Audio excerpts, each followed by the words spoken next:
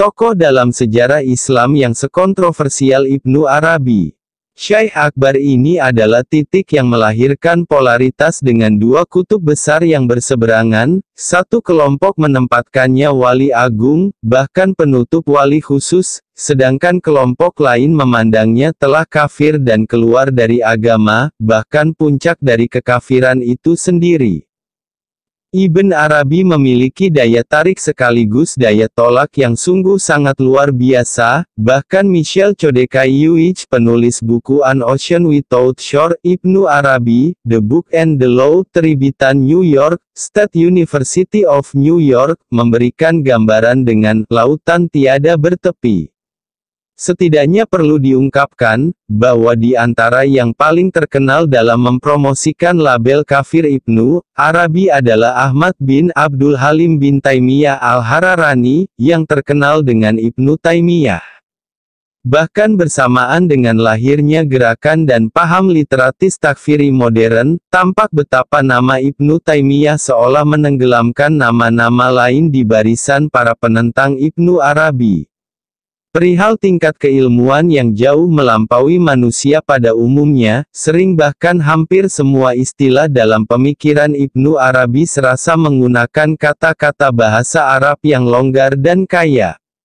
Sebagaimana yang terdapat dalam Al-Quran dengan beragam tingkat balaghah, tiap hurufnya memiliki makna yang ditunjukkan untuk berbagai keadaan rohani pembacanya, tanpa harus membuang makna umumnya. Karena itu, Al-Quran menjadi obat bagi semua penyakit manusia yang berbeda-beda dan bertingkat-tingkat.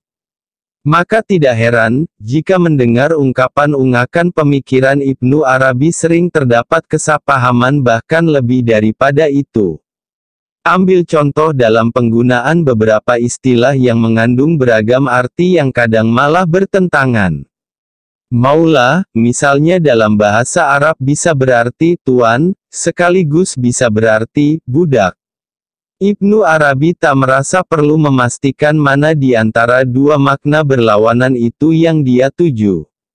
Bayangkan, betapa mudah orang tergelincir dengan permainan seperti itu. Tetapi, di balik kebingungan itu, Ibnu Arabi sedang mengajak orang untuk kembali ke dalam batinnya sendiri. Ia ingin mengembalikan makna kepada pembaca sesuai dengan makam, kapasitas pembaca, bukan makam penulis. Dengan cara ini, dia bukan hanya sedang menjelaskan duduk perkara ide wahdatul wujud yang kondang itu, tetapi dia mengajak pembaca merasa langsung sesuai dengan kapasitas masing-masing. Paradoksal Ibnu Arabi yang tak lazim menjadikan perdebatan yang sangat, dan tak heran jika ditemui berbagai pertentangan bahkan pada tingkat tertentu. Tidak mengejutkan bila kita dapati penyebutan terhadap Ibnu Arabi sebagai imam kesesatan, ateis, zindik, dan sebagainya. Bahkan sampai pada tahap di mana terdapat larangan pada karya Ibnu Arabi.